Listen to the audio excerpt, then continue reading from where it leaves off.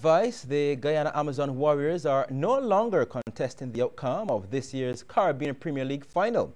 However, the CPL will likely implement new regulations for 2015, resulting from points raised by the Warriors.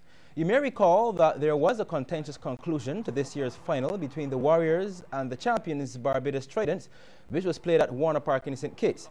The game came to an abrupt end when rain interrupted the Warriors' innings at 107 for 4 after 15.5 overs while they were in pursuit of 153.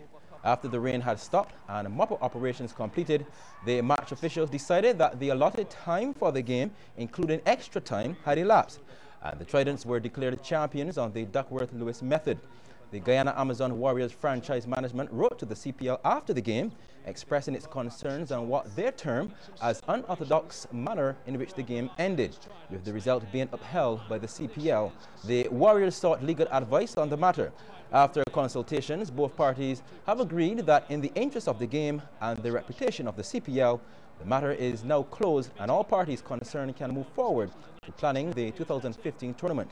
The CPL officials, franchise owners and partners, along with the tournament committee, are all currently reviewing the rules for the semi-finals and final, with a view to using international umpires and match referees and extending the match playing time to midnight if necessary. Well, as the skipper requested, the West Indies bowlers and batsmen turned in outstanding performances on day one of their lone warm-up game in South Africa ahead of the Test series.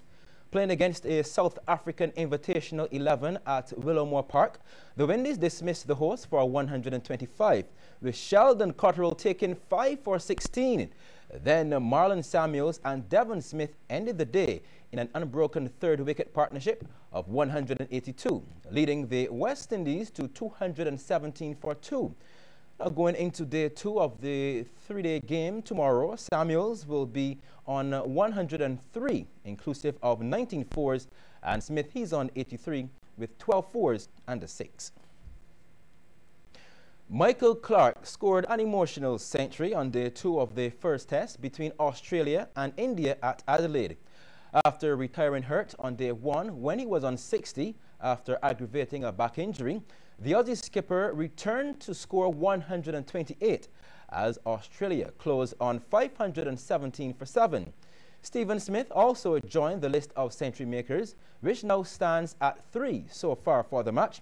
He is unbeaten on 162. Here are some of the highlights. Doesn't get the wickets he deserves at times.